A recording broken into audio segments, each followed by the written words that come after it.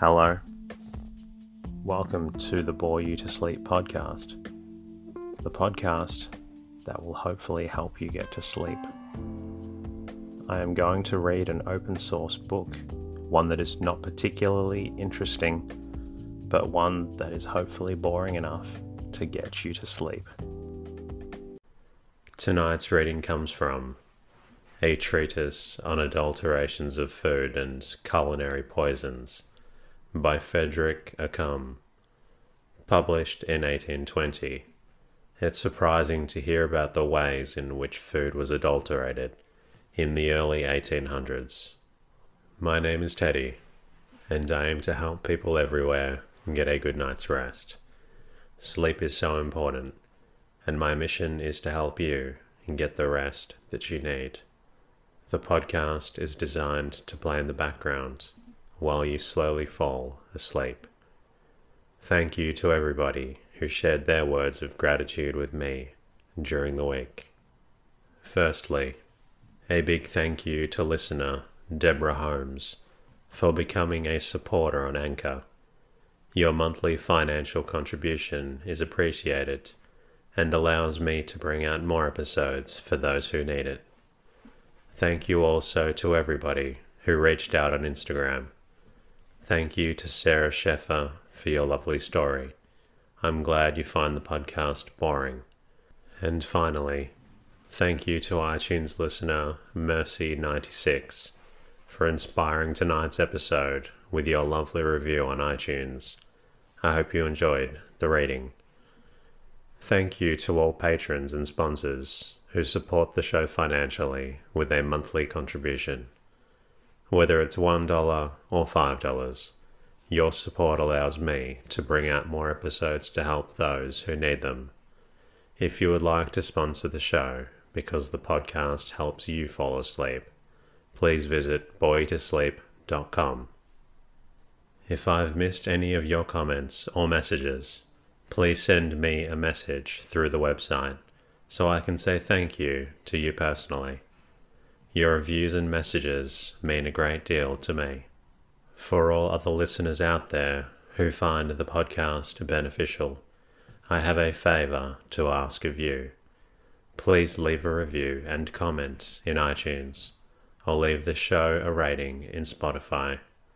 And if you're not already, please be sure to subscribe to the show. If you would like, you can say hello to me at boytosleep.com.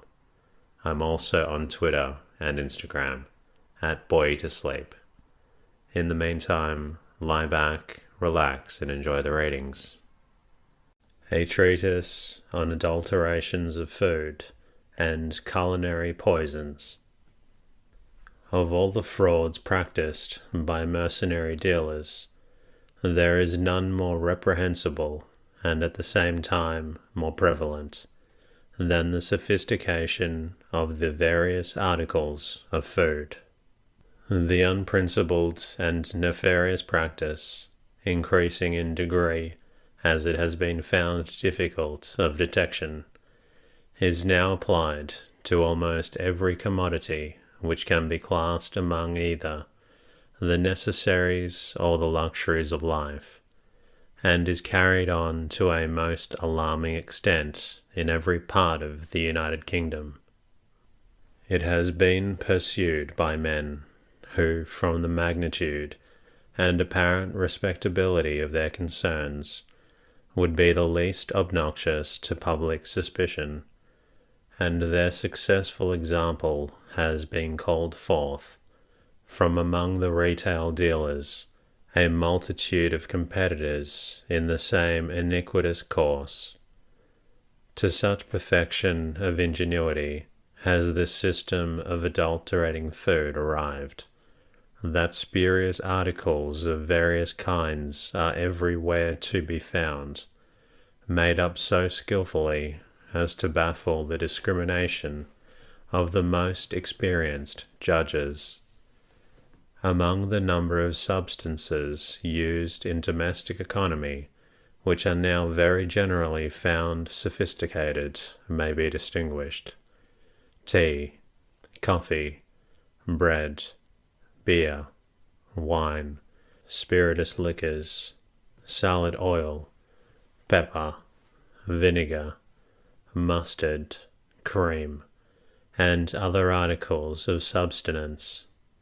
Indeed, it would be difficult to mention a single article of food which is not to be met with in an adulterated state, and there are some substances which are scarcely ever to be procured genuine. Some of these spurious compounds are comparatively harmless when used as foods, and as in these cases merely substances of inferior value are substituted for more costly and genuine ingredients. The sophistication, though it may affect our purse, does not injure our health. Of this kind are the manufacture of factitious pepper, the adulterations of mustard, vinegar, cream, etc. Others, however, are highly deleterious, and to this class belong the adulterations of beers, wines, spirituous liquors, pickles, salad oil, and many others. There are particular chemists who make it a regular trade to supply drugs or nefarious preparations to the unprincipled brewer of porter or ale. Others perform the same office to the wine and spirit merchants, and others again to the grocer and the oilman. The operators carry on their processes chiefly in secrecy, and under some delusive firm, with the ostensible denotements of a fair and lawful establishment. These illicit pursuits have assumed all the order and method of a regular trade. They may severally claim to be distinguished as an art and mystery, for the workmen employed in them are often wholly ignorant of the nature of the substances which pass through their hands, and of the purposes to which they are ultimately applied.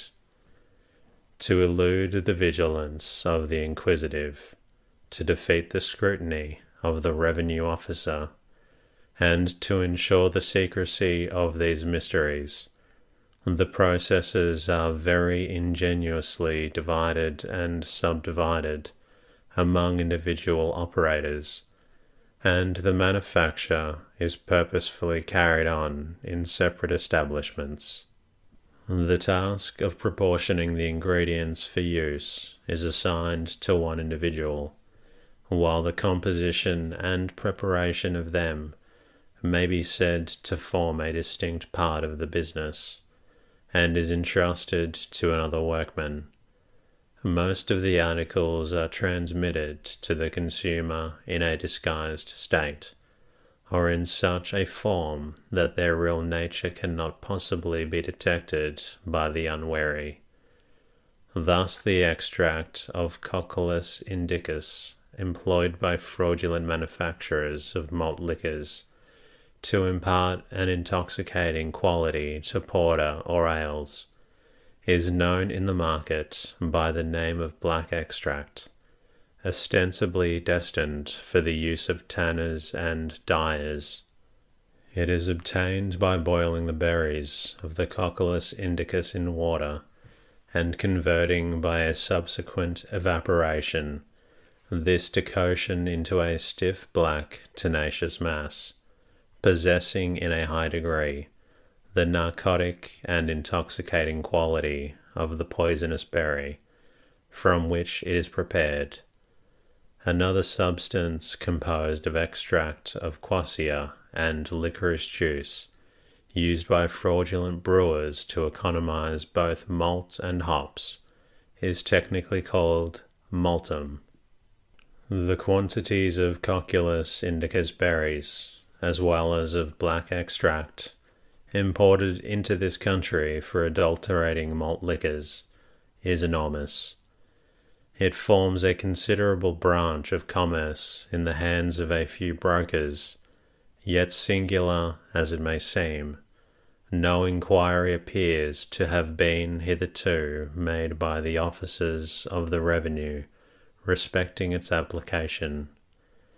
Many other substances employed in the adulteration of beer, ale, and spirituous liquors are in a similar manner intentionally disguised, and of the persons by whom they are purchased, a great number are totally unacquainted with their nature or composition.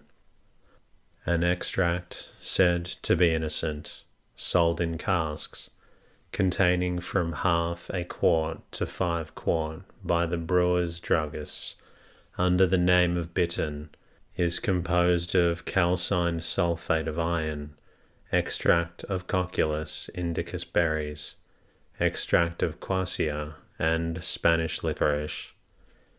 It would be very easy to adduce, in support of these remarks, the testimony of numerous individuals, by whom I have been professionally engaged to examine certain mixtures, said to be perfectly innocent, which are used in very extensive manufactories of the above description. Indeed, during the long period devoted to the practice of my profession, I have had an abundant reason to be convinced that a vast number of dealers of the highest respectability have vended to their customers articles absolutely poisonous, which they themselves considered as harmless, and which they would not have offered for sale. For instance, I have known cases in which brandy merchants were not aware that the substance which they frequently purchase under the delusive name of flash for strengthening and clarifying spirituous liquors, and which is held out as consisting of burnt sugar and isinglass only, in the form of an extract, is in reality a compound of sugar, with extract of capsicum, and that to the acrid and pungent qualities of the capsicum is to be ascribed the heightened flavour of brandy and rum, when coloured with the above-mentioned matter. In other cases, the ale brewer has been supplied with ready ground coriander seeds, previously mixed with a portion of quassia, to give a bitter taste and narcotic property to the beverage. The retail vendors of mustard do not appear to be aware that mustard seed alone cannot produce, when ground, a powder of so intense and brilliant a colour as that of the common mustard of commerce, nor would the powder of real mustard, when mixed with salt and water, without the addition of a portion of pulverized capsicum, keep for so long a time as the mustard usually offered for sale.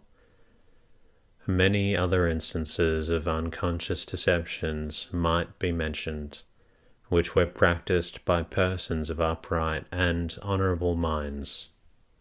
It is a painful reflection that the division of labour, which has been so instrumental in bringing the manufactures of this country to their present flourishing state, should have also tended to conceal and facilitate the fraudulent practices in question, and that from a correspondent ramification of commerce into a multitude of distinct branches, particularly in the metropolis and the large towns of the empire, the traffic in adulterated commodities should find its way through so many circuitous channels as to defy the most scrutinizing endeavour to trace it to its source.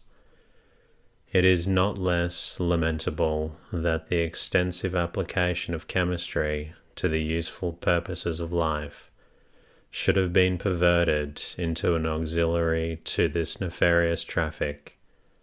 But happily for the science, it may, without difficulty, be converted into a means of detecting the abuse, to effect which very little chemical skill is required, and the course to be pursued forms the object of the following pages, The baker asserts that he does not put alum into bread, but he is well aware that, in purchasing a certain quantity of flour, he must take a sack of sharp whites, a term given to flour contaminated with a quantity of alum, without which it would be impossible for him to produce light, white, and porous bread from a half-spoiled material. The wholesale mealman frequently purchases this spurious commodity in order to enable himself to sell his decayed and half-spoiled flour. Other individuals furnish the baker with alum mixed up with salt, under the obscure denomination of stuff. There are wholesale manufacturing chemists whose sole business is to crystallize alum in such a form as will adapt this salt to the purpose of being mixed in a crystalline state with the crystals of common salt, to disguise the character of the compound. The mixture called stuff is composed of 1 part of alum in minute crystals and 3 of common salt. In many other trades a similar mode of proceeding prevails. Potatoes are soaked in water to augment their weight. The practice of sophisticating the necessaries of life, being reduced to systematic regularity, is ranked by public opinion among other mercantile pursuits, and is not only regarded with less disgust than formerly, but is almost generally esteemed as a justifiable way to health. It is really astonishing that the penal law is not more effectually enforced against practices so inimical to the public welfare.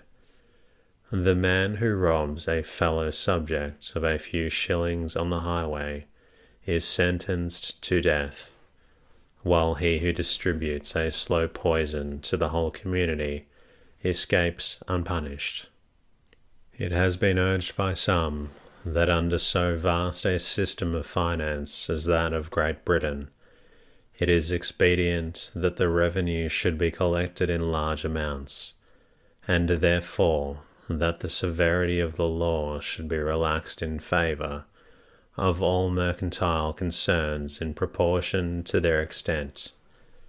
Encouragement must be given to large capitalists, and where an extensive brewery or distillery yields an important contribution to the revenue, no strict scrutiny need be adopted in regard to the quality of the article from which such contribution is raised, provided the excise do not suffer by the fraud. But the principles of the Constitution afford no sanction to this preference, and the true interests of the country require that it should be abolished, for a tax dependent upon deception must be at best precarious, and must be, sooner or later, diminished by the irresistible diffusion of knowledge. Sound policy requires that the law should be impartially enforced in all cases, and if its penalties were extended to abuses of which it does not now take cognizance, there is no doubt that the revenue would be abundantly benefited. Another species of fraud, to which I shall at present but briefly advert, and which has increased to so alarming an extent that it loudly calls for the interference of government, is the adulteration of drugs and medicines. 9/10 of the most potent drugs and chemical preparations used in pharmacy are vended in a sophisticated state by dealers who would be the last to be suspected. It is well known that of the article Peruvian bark, there is a variety of species inferior to the genuine, that too little discrimination is exercised by the collectors of this precious medicament, that it is carelessly assorted, and is frequently packed in green hides, that much of it arrives in Spain in a half-decayed state, mixed with fragments of other vegetables and various extraneous substances, and in this state is distributed throughout Europe. But as if this were not a sufficient deterioration, the public are often served with a spurious compound of mahogany sawdust and oak wood ground into powder mixed with a proportion of good coquina, and sold as genuine bark powder. Every chemist knows that there are mills constantly at work in this metropolis, which furnish bark powder at a much cheaper rate than the substance can be procured for in its natural state. The price of the best genuine bark, upon an average, is not lower than 12 shillings the pound, but immense quantities of powder bark are supplied to the apothecaries at 3 or 4 shillings a pound. It is also notorious that there are manufacturers of spurious rhubarb powder, James's powder, and other simple and compound medicines of great potency, who carry on their diabolical trade on an amazingly large scale. Indeed, the quantity of medical preparations thus sophisticated exceeds belief. Cheapness, and not genuineness and excellence, is the grand desideratum with the unprincipled dealers in drugs and medicines. Those who are familiar with chemistry may easily convince themselves of the existence of fraud by subjecting to a chemical examination either spirits of hartshorn, magnesia, calcined magnesia, calomel, or any other chemical preparation in general demand. Spirit of hartshorn is counterfeited by mixing liquid caustic ammonia with the distilled spirit of hartshorn to increase the pungency of its odor, and to enable it to bear an addition of water. The fraud is detected by adding spirit of wine to the sophisticated spirit, for if no considerable coagulation ensues, the adulteration is proved. It may also be discovered by the hartshorn spirit not producing a brisk effervescence when mixed with muriatic or nitric acid. Magnesia usually contains a portion of lime, originating from hard water being used instead of soft, and in the preparation of this medicine, to ascertain the purity of magnesia, add to a portion of it a little sulfuric acid, and diluted with 10 times its bulk of water. If the magnesia be completely soluble, and the solution remains transparent, it may be pronounced pure, but not otherwise. Or dissolve a portion of the magnesia in muriatic acid, and add a solution of subcarbonate of ammonia. If any lime be present, it will form a precipitate, whereas pure magnesia will remain in solution. Calcined magnesia is seldom met with in a pure state. It may be assayed by the same tests as the common magnesia.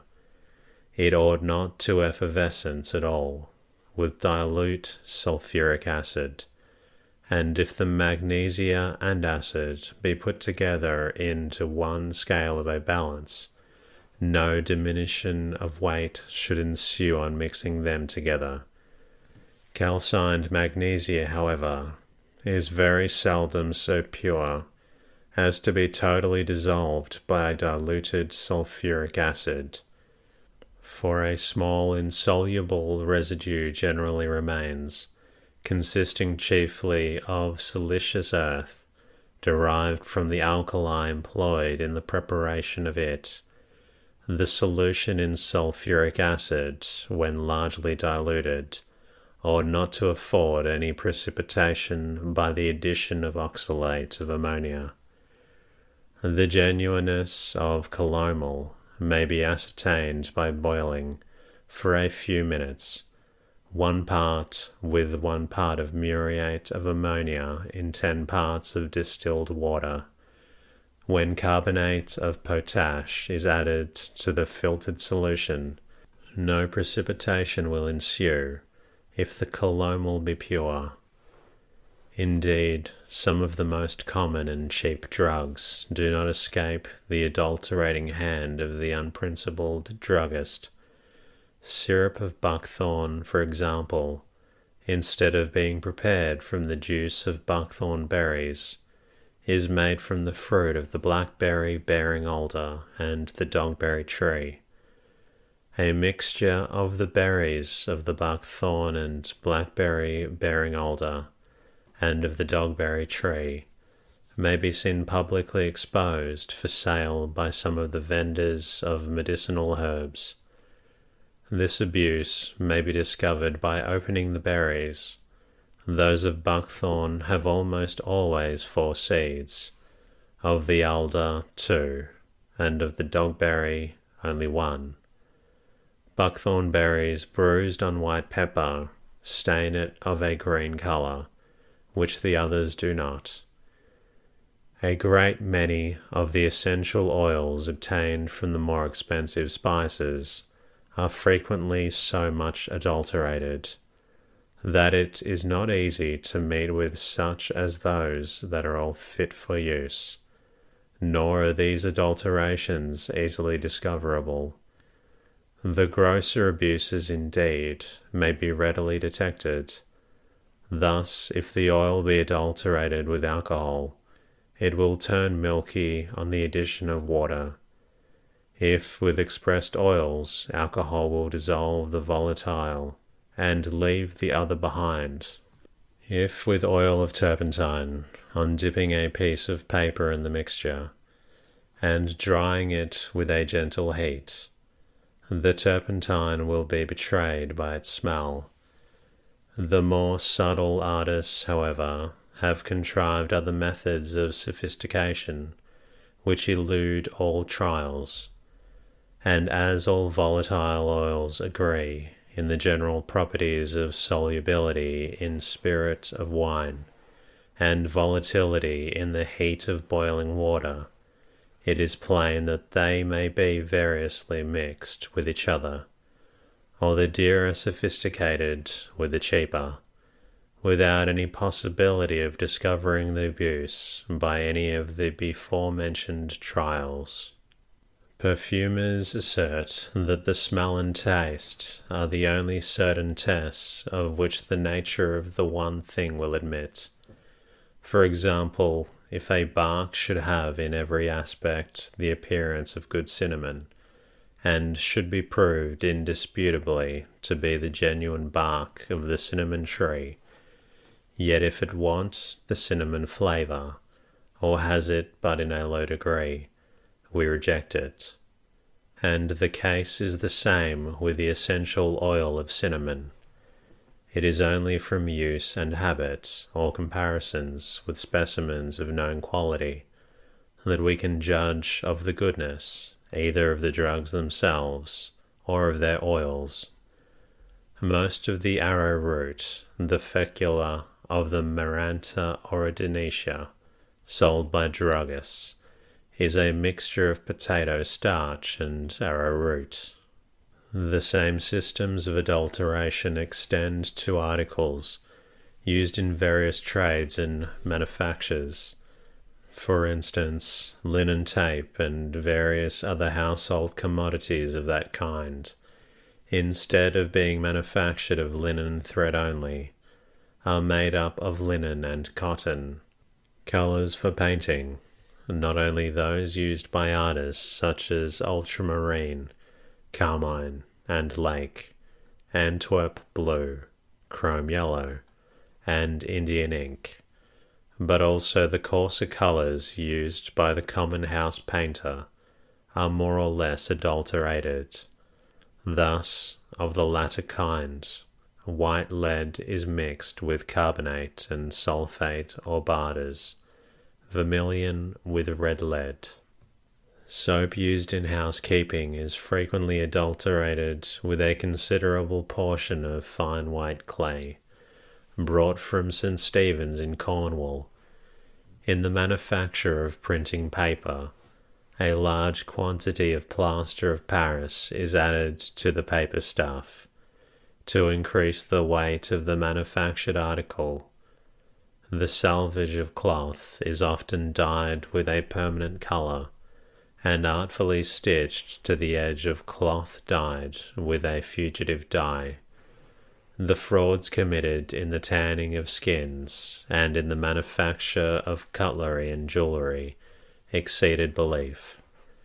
The object of all unprincipled modern manufacturers seems to be the sparing of their time and labour as much as possible, and to increase the quantity of the articles they produce, without much regard to their quality.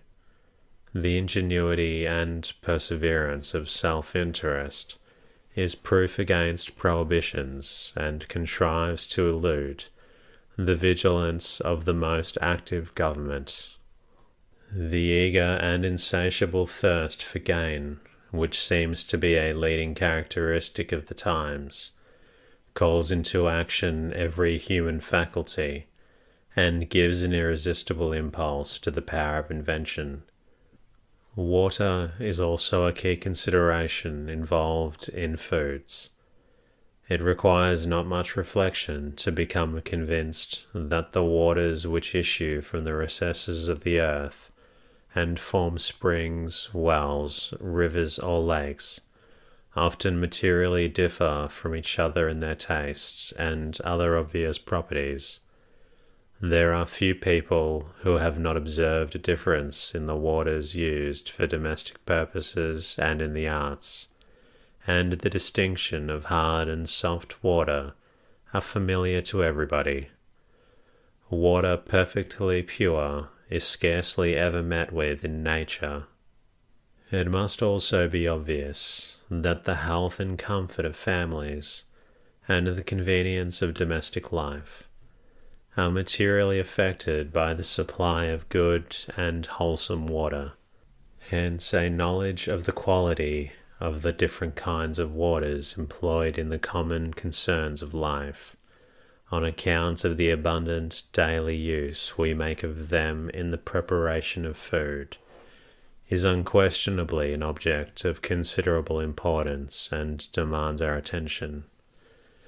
The effects produced by the foreign matters which water may contain are more considerable and of greater importance than might at first be imagined. It cannot be denied that such waters as are hard, loaded with earthy matter, have a decided effect upon some important functions of the human body. They increase the distressing symptoms under which those persons labour who are afflicted with what is commonly called gravel complaints, and many other ailments might be named, that are always aggravated by the use of waters abounding in saline and earthy substances. The purity of the waters employed in some of the arts and manufactures is an object of not less consequence in the process of brewing malt liquors. Some water is preferable to hard. Every brewer knows that the largest possible quantity of the extractive matter of malt is obtained in the least possible time and at the smallest cost by means of soft water. In the art of the dyer, hard water not only opposes the solution of several dye stuffs, but it also alters the natural tints of some delicate colours, whilst in others again it precipitates the earthy and saline matters with which it is impregnated into the delicate fibres of the stuff, and thus impedes the softness and brilliancy of the dye. The bleacher cannot use with advantage waters impregnated with earthy salts, and a minute portion of iron imparts to the cloth a yellowish hue. To the manufacturer of painters' colours, water as pure as possible is absolutely essential for the successful preparation of several delicate pigments. Carmine, madder lake, ultramarine, and Indian yellow cannot be prepared without perfectly pure water. In the culinary arts, the effects of water more or less pure are likewise obvious. Good and pure water softens the fibres of animal and vegetable matters more readily than such as is cold hard. Every cook knows that dry or ripe peas and other farinaceous seeds cannot readily be boiled soft in hard water, because the farina of the seed is not perfectly soluble in water loaded with earthy salts.